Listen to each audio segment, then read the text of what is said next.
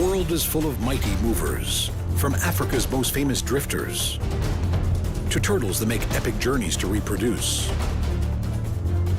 seabirds that don't come to land for years, water birds that follow ephemeral rivers, and whales and whale sharks that roam the great oceans.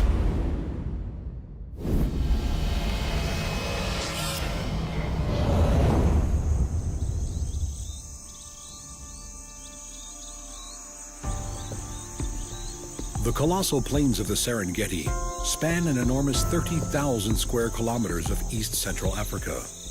Probably the most well-known plains in the world, they are home to some of Africa's most well-known inhabitants.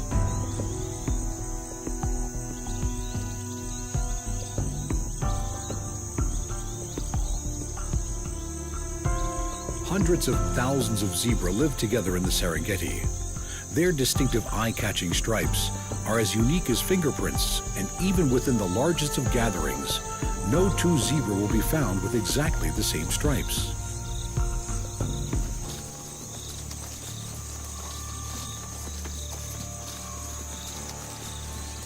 Almost 2 million shaggy-maned wildebeest share their home. Every year, the tough hooves of these animals will carry them almost 500 kilometers through Tanzania and Kenya in their constant search for fresh grass.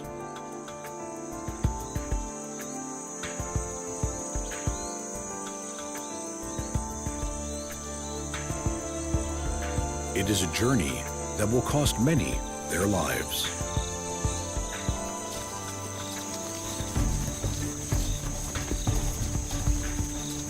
During the rainy season, herds of wildebeest, zebra, and gazelle are scattered over the southern reaches of the Serengeti.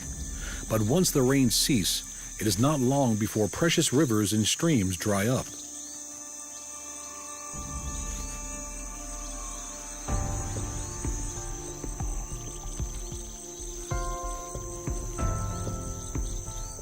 As the grazing animals focus on the remaining areas of greenery, ever bigger herds are formed as they move north and west, following the prized fresh grass.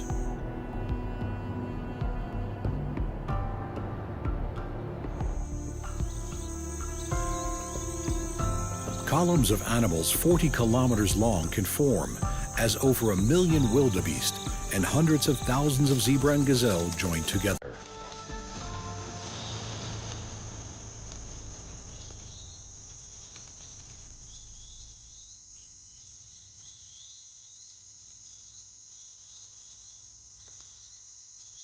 As some pause along the way, relationships are made and reinforced, and endurance is tested, but the crowd keeps moving.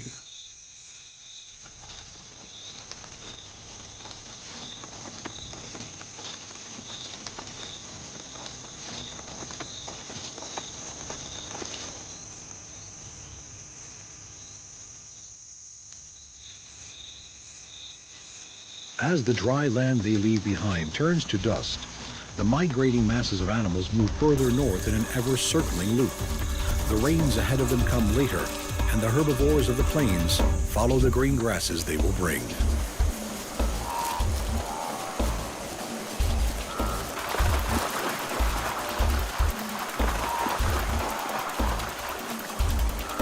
The land of the Masai Mara in neighboring Kenya is the northernmost part of the Serengeti Plains. While for the grazing animals the border between the countries may not present a problem, the rivers that run across the plains most certainly do.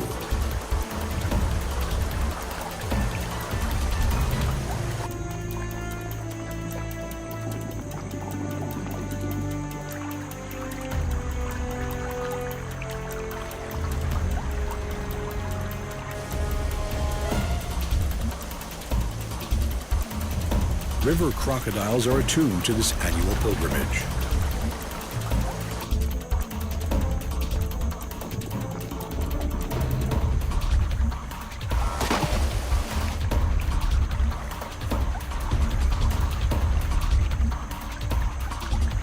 As they play Russian roulette with their lives, this is the most hazardous part of their journey, and one that cannot be avoided if they are to complete their exodus north.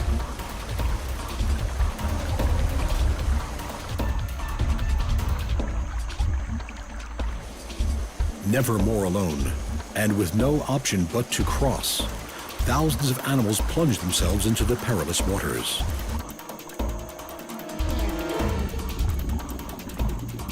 Many other animals are already there.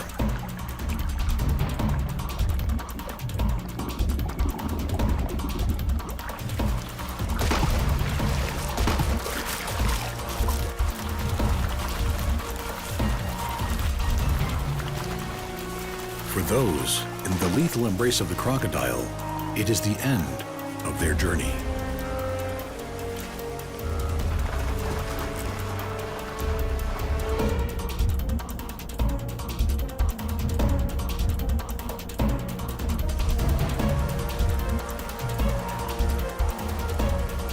Despite the dangers, the voyagers continue in what is the largest mass movement of mammals anywhere in the world.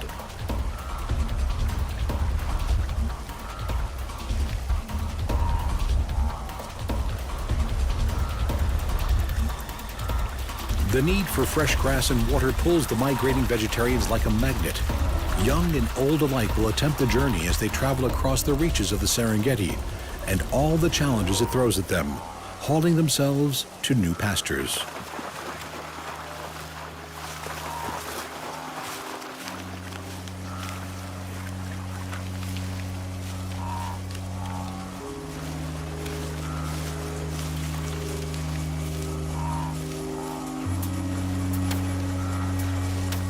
We do not fully understand how these hardy animals know which way to go. But it is likely that it is more than just following the rains and new growth. More than just following the lightning and thunderstorms that predict these. It is likely that the instinct etched into the DNA of those that have survived this journey for generations must surely play a part.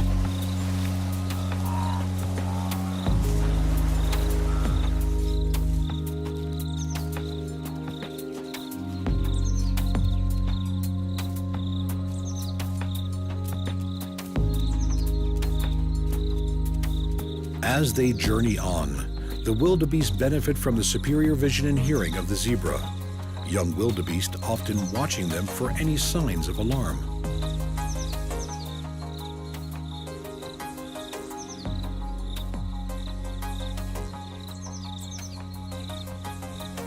While both zebra and wildebeest eat similar grasses, they have preferences for different parts of the plant, and coexistence is peaceful.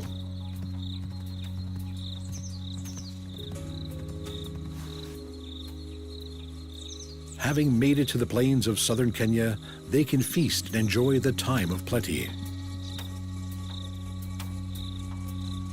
But they cannot stay. These grasses do not contain enough of the phosphorus they need, and when the southern rains begin again, they start to leave.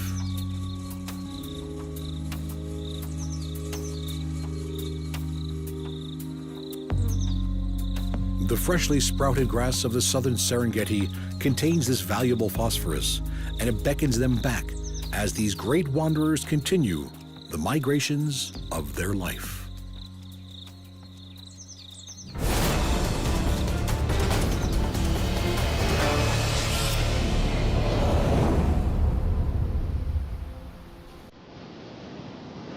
The most abundant sea turtle in the world, olive ridleys have extraordinary nesting habits. These small turtles migrate massive distances between their oceanic feeding grounds and the shores that draw them back to mate and then to nest.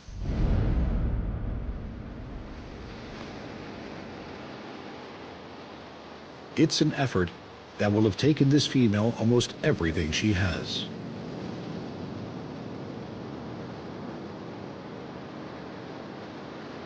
In huge congregations, known as arribadas, meaning arrival by sea, vast numbers of these usually solitary females come ashore to lay their eggs.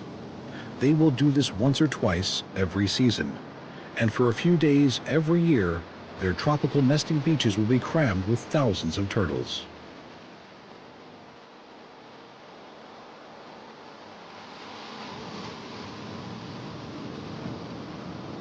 Olive ridleys have been seen 4,000 kilometers from shore and have an annual migration from pelagic foraging to coastal nesting site, and then all the way back to their oceanic feeding grounds.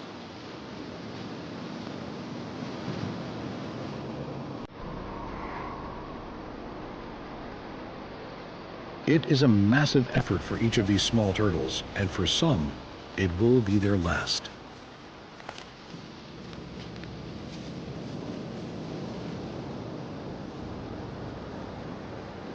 Dragging themselves out of the water, the arriving females lumber on shore, pulling themselves up beaches where they themselves hatched some years before.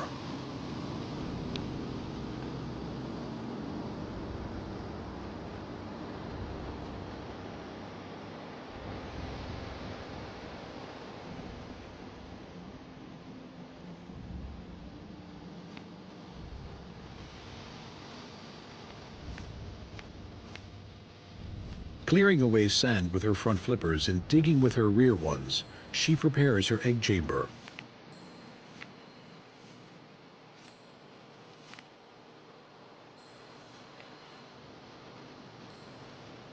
Into it, she will deposit around 100 white eggs. This could be the first of up to 3 batches she will lay in one season.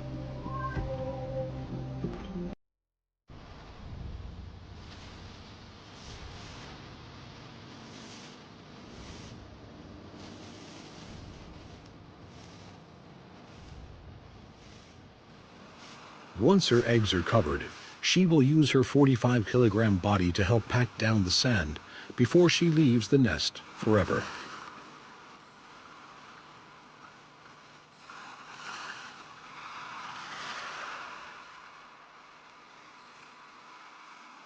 Their work done, the wary females make their way back to the ocean, leaving their eggs to incubate in the warm sands. They will never see their offspring as these oceanic wanderers disappear back into the welcoming swell of the ocean.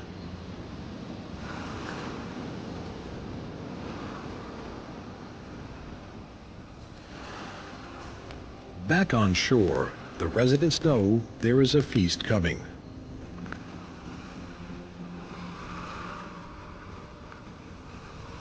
Just under 2 months after being laid, the tiny turtle hatchlings will emerge from their eggs into an unwelcoming world.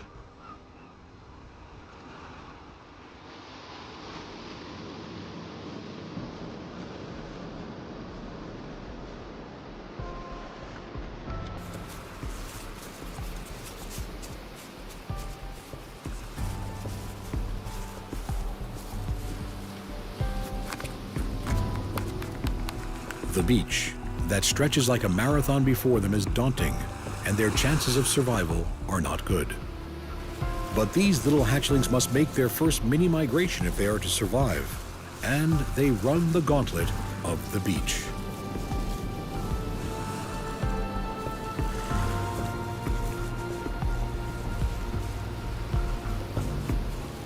Black vultures are usually carrion eaters, but for them and other wading birds, the bite-sized and bountiful turtle hatchlings are a snack too tempting to pass up.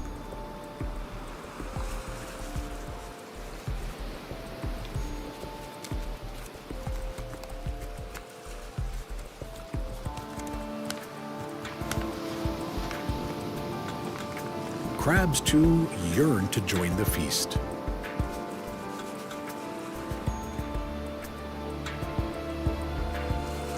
Endearing little ghost crabs, with their fast and jerky movements and powerful pincer claws, are one of the main causes of mortality for turtle hatchlings.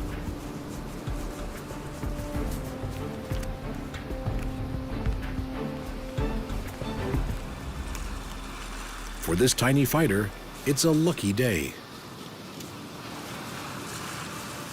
Making a break for the beckoning surf line, its ocean home is in sight.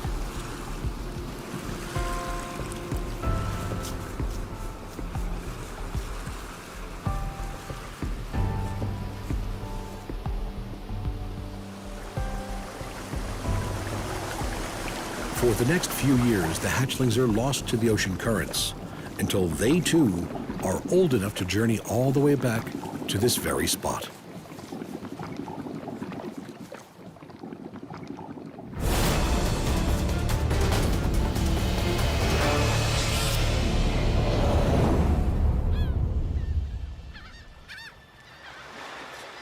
Like the turtle, once it has left land for the first time, a young sooty tern may not go back for years, spending all its time in the ocean skies until it is time to breed.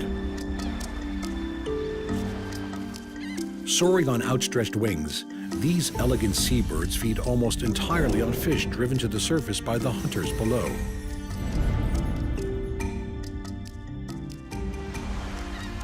Sooty terns themselves rarely rest